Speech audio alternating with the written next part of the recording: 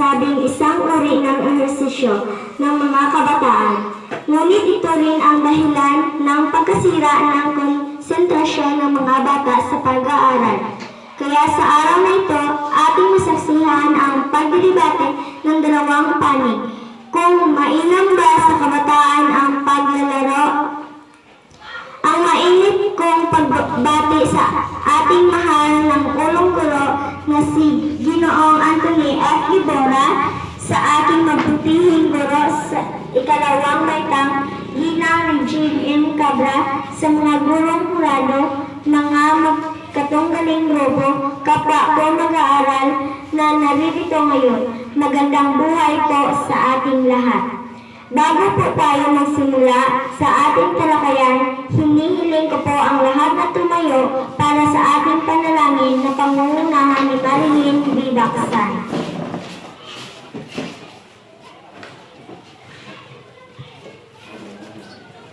Iyuko po natin ang ating mga ulo at tayo manalangin.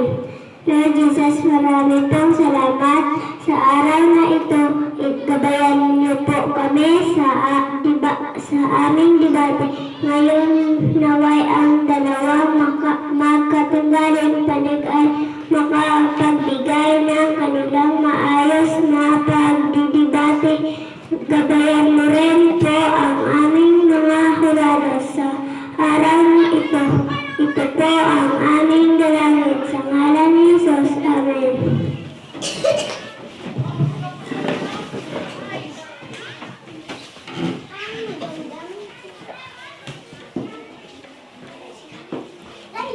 Ang susunod ay tatawagin ko si Ginang Regine M. Cabra para sa mga pamantayan ng pagtatalo.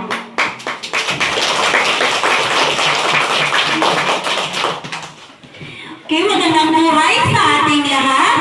Ngayong araw ay tatalakayin natin at pagtatalunan ang tungkol sa paglalaro.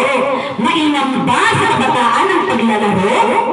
Karapat-dapat ba ito o hindi? Sang-ayon ba kayo o hindi sang-ayon? Ang pagtatalong ito ay nahahati sa dalawang grupo, ang sumasang-ayon at ang hindi sumasang-ayon.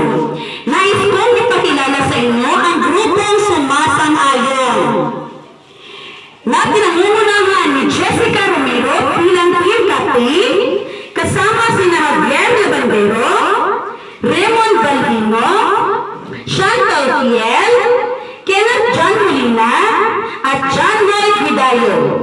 Sa grupong D, sumasang-ayon naman na pinangungunahan ni Lady Nicole Lucisico bilang team captain, kasama si Christy Tarunay, Christy Jean Ternora, Cherry Ann Cornita, Cheryl Balmenas, at Thea Obaron.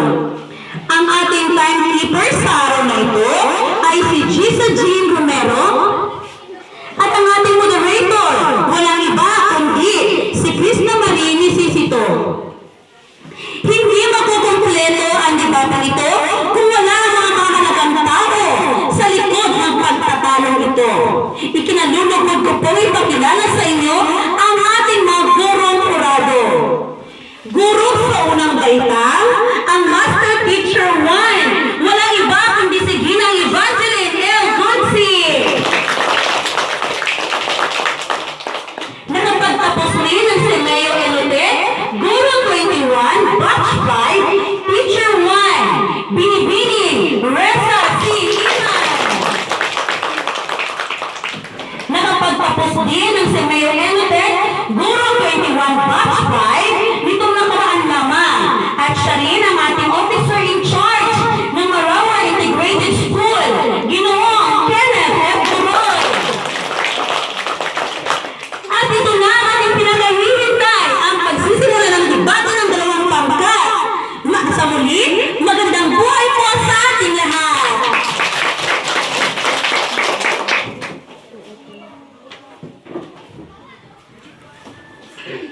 Maraming salamat, Ginang Regine M. Cabra. At ngayon, ihanda na natin ang ating sarili at isip sa iba't ibang opinyon at reaksyon na ating maririnig mula sa dalawang panig. Mainam ba sa kabataan ang paglalaro? Ngayon, ating simulan ang debate. Unang masasita ang team captain ng grupong sumasang-ayon na si Jessica Romero.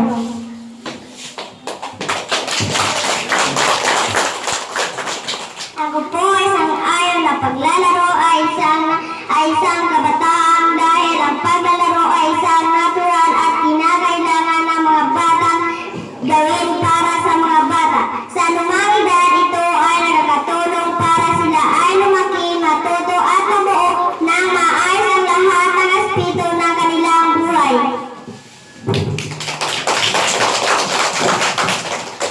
Maraming salamat. Ikalawang tagapagsalita, Javier S. Ladandero. Sang-ayon po ako na ang paglalaro ay mainam sa kabataan dahil ito ay isang uri ng ehersisyo kung saan ang mga bata ay nagiging malusog at maliksik. Nagpapakita rin nila ang kanilang hila sa pamamagitan ng paglalaro.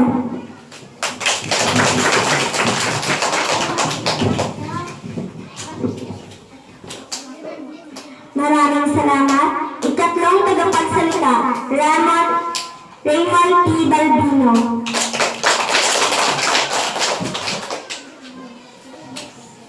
Para sa aking po, sang-ayon ako na ang paglalaro ay mainam sa kabataan. Dahil ito ay nagpapayaman ng kalusugan. Sikal, nakatutulong din ito upang tayo ay maging malusog. Kung tayo malusog, makakapag-aral tayo ng mabuti.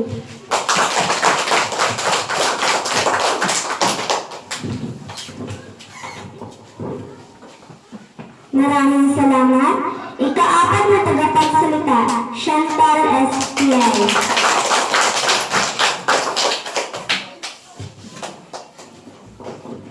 Sang-ayon po ako na ang paglalaro ay mainam sa mga kabataan dahil ang paglalaro ay makilala namin kami ng maraming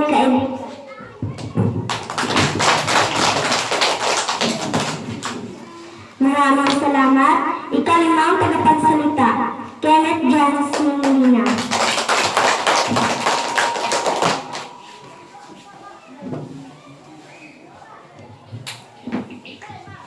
Para po sa akin, sang-ayon po ako na ang paglalaro ay mainam para sa kabataan.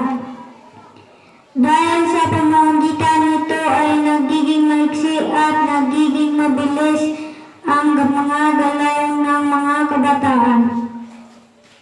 Dahil dito ay nagiging malusog sila at nakagawa rin ng ibang gawain.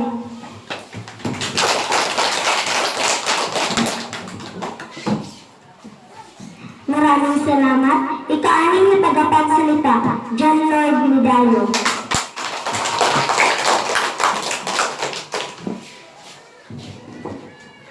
Sang-ayon po ako na ang paglalaro ay mainam para sa mga kabataan dahil ang mga akidang paglalaro na pinangunahan ng mga bata ay nagbibigay sa kanila ng pagkakataon masiyasat kung ano ang kayang gawin ng kanilang katawan. Maging malikhain at malululing, maging aktibo na hindi kinakailangan pinangunahan ng mga may edad.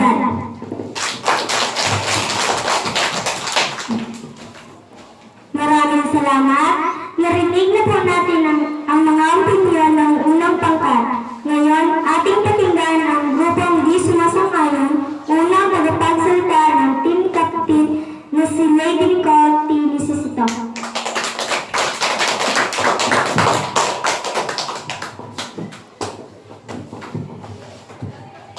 Ako po ay hindi sang-ayon na ang paglalaro ay mainam para sa mga kabataan dahil sa kanilang paglaro ay nakakuha sila ng mga ehersisyo na nagbibigay sa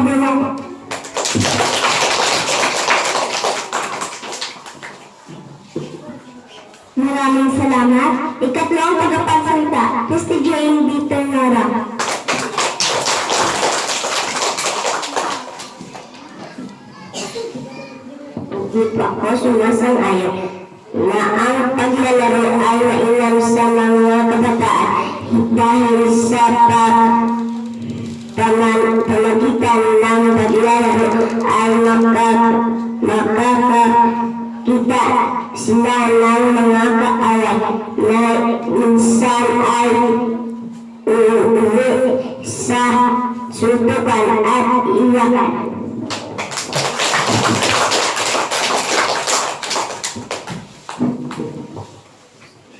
Maraming salamat. Ika-apat na tagapagsalita, Cherry Ann L. Corneta. Para po sa akin, hindi po ako sang-ayon na ang paglalaro ay mainam para sa mga kabataan dahil ito ay nagtuturo sa mga kabataan na maging tamad at hindi tumutulong sa gawaing bahay. Dahil sa paglalaro, natututo rin sila na magbulak-bulak.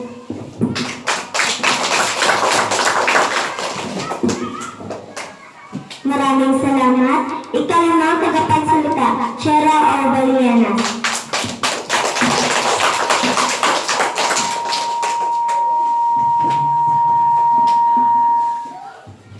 Ang paglalaro po ay hindi mainam sa mga kabataan dahil ito ay nakakapangunas sa kanila dahil sa pagod.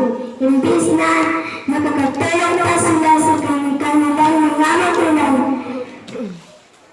ay hindi na nila nagagawa dahil tinatamad na sila dahil sa pagod sa paglalaro. Minsan ay nagkakaligtaan na nilang kumain kaya sila ay nagkakasakit.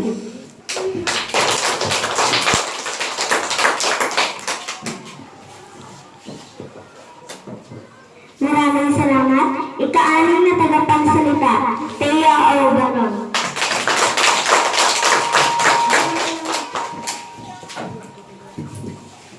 Hindi po ako sang-ayon na ang paglalaro ay mainam sa katawan ng mga kabataan sa kadahilan ng sila ay parating pagod at tinatamad sa pag-aaral. Minsan ay nahuhuli sila sa klase dahil sa paglalaro. Pagdating naman sa silid-aralan, sila ay tinatamad ng makinig at gumawa ng mga gawain dahil napagod na sa paglalaro.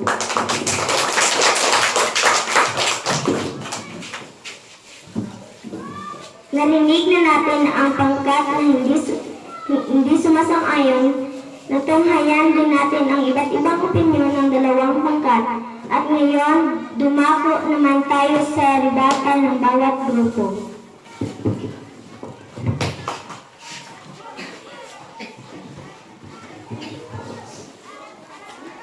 Ang aking tanong sa mga sumasang-ayon, paano ninyo masasabi na nakakagawa ng ibang gawain ang mga bata samantalang sila ay nahihili sa paglalaro?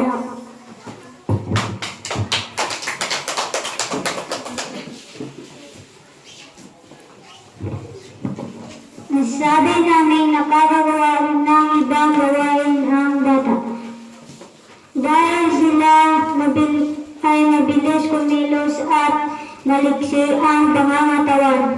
Mas maraming gawain ang kanilang nagagawa at dahil dito nagkakaroon sila ng panahon sa paglalaro pagkatapos ng kanilang gawain sa bahay.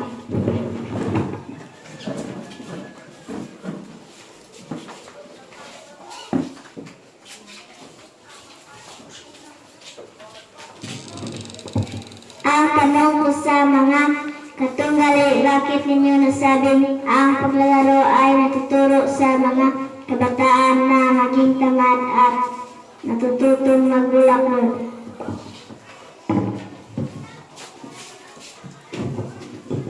Nasasabi namin na ang paglalaro ay natuturo sa mga kabataan na maging tamad dahil mas pinipili ng mga kabataan ang maglaro at umiwas sa utos ng mga magulang.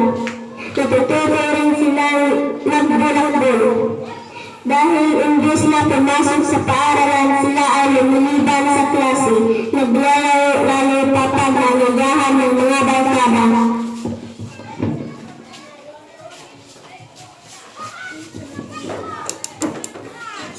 Ang aking tanong sa sumasang-ayon, bakit hindi mainam ang paglalaro ng mga kabataan magbigay ng halimbawa?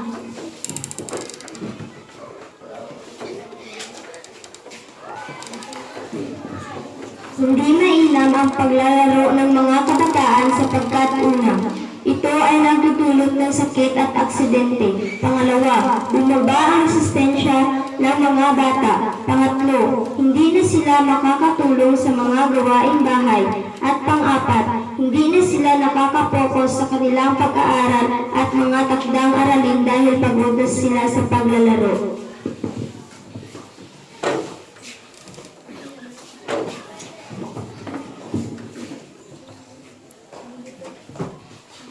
Para po sa inyong mga katunggali, paano ninyong nasasabing mainam ang paglalaro ng mga kabataan?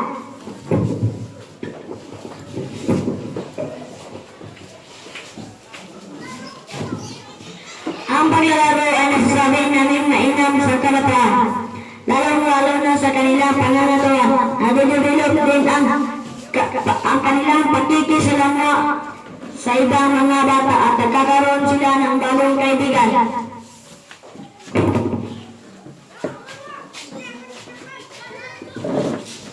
Maraming salamat sa inyong mga opinyon tungkol sa mainam ba ang kabataan ang paglalaro. At ngayon, ibibigay ko ang mikropono kay Ginoong Regine M. Cabra para sa mga katanungan.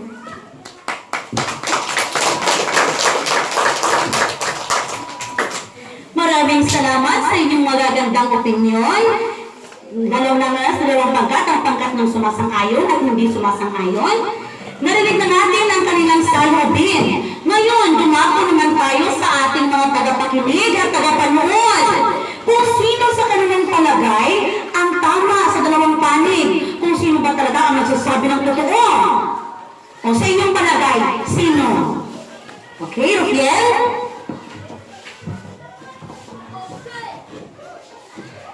Para po sa atin ang sumasangayon na grupo ang nagsabi ng tama.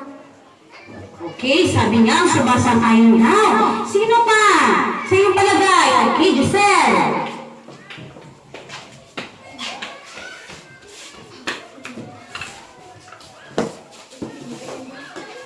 Ako po para sa aking opinion, ang di sumasang-ayon na panig ang sabi ng tama. Okay, hati ang opinion ng dalawang panig. Mayroong naniniwala tama ang sinasabi ang sumasang-ayon. Mayroong din naniniwala na hindi, na tama ang sinasabi na hindi sumasang-ayon.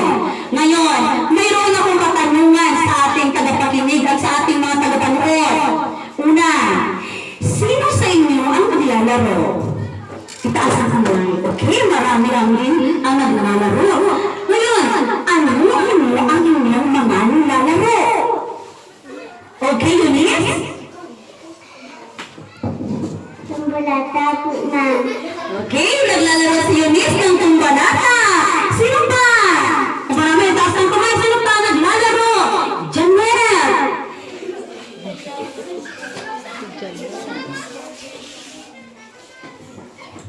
Chinese garter po, ma'am. Okay, naglalaro si Janet ng Chinese garter. Ano pa? Ano pa mga laro na inyong nilalaro? Oh, friend. Star Egg po, ma'am. Okay, naglalaro daw si Efra na Star Egg. Ano pa? Naglalaro. Remay? Ano pa naman sasabihin si Remay? Ano Remay?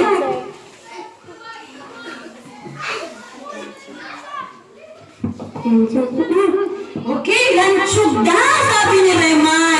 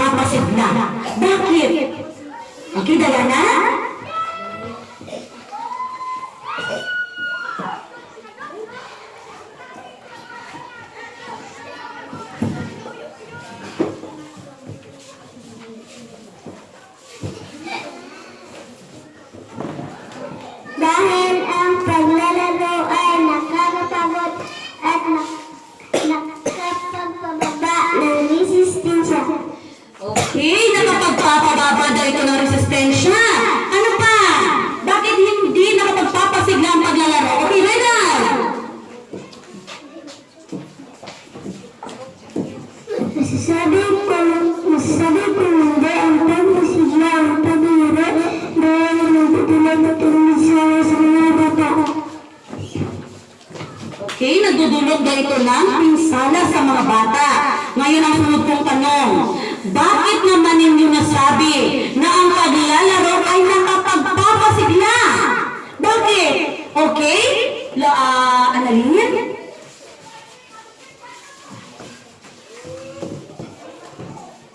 Nakakapasigla ang paglalaro dahil isa itong uri ng ehersisyo na nagpapalakas at nagpapaliksi ng ating katawan.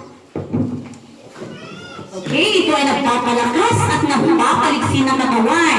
Sino pa? Okay, Luana? Masasabi ko na ang paglalaro ay nagpapasigla dahil nagiging aktibo tayo sa mga gawain. Okay, naging aktibo. Ngayon, sunod ko na tanong. Sa inyong palagay, ito, sino sa dalawang grupo ang nagsasabi ng tama? At bakit? Okay, Kia? Sa aking palagay sa magkatunggaling grupo para sa akin ang grupo hindi sumasang-ayon ang tama dahil ang paglalaro kalimitan nadudulot ito ng pinsala sa mga bata katulad ng nasusugatan, nababalian at iba pa. Okay, sa kanyang palagay, ang hindi sumasang-ayon daw ang nagsasabi ng tama. Sino pa ang magpabibigay ng opinion? Kung sino pa ang nagsasabi ng tama? Okay, Jessie? Para po sa akin ang nasasabi ng tama, lalo po ay ang masamayon dahil para po sa akin isa po sa karapatan ng mga bata ang maglaro at naglibang. Okay, nasabi ni Jessie na isa daw ito sa karapatan ng isang bata na makapaglaro at makapaglibang. Ngayon, isa pang tanong, ano ang inyong natutunan sa debate ngayon? Okay, RJ?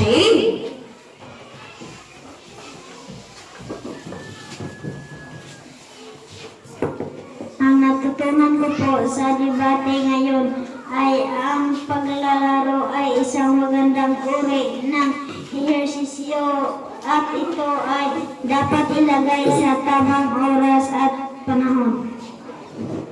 Okay, sino ba ang may natutunan? Sino ba ang may natulog na aral? Yes, Glenny?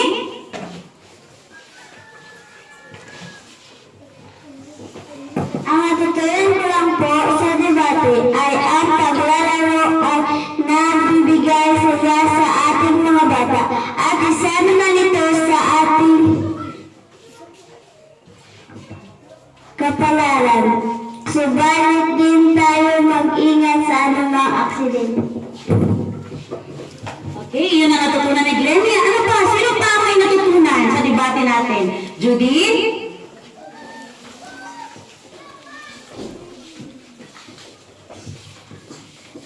Ang natutunan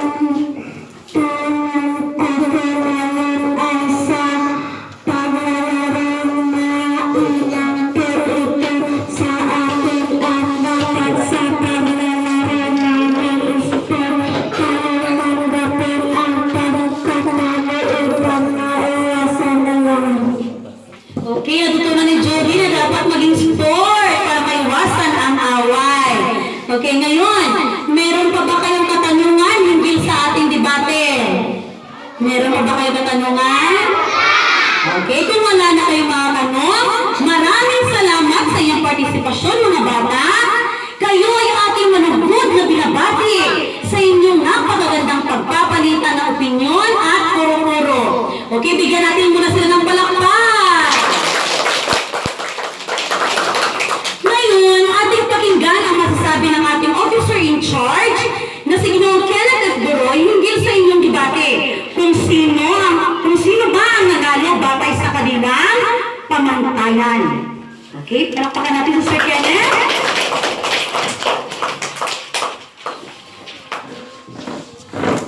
Isang magandang hapon sa ating lahat mga bata. Magandang hapon po, sir! At ganoon din sa ating kapwa guro, ang ating mga kapwa burado. Magandang hapon din. Sa inyong debate sa araw na ito, mainam ba sa kabataan ang paglalaro?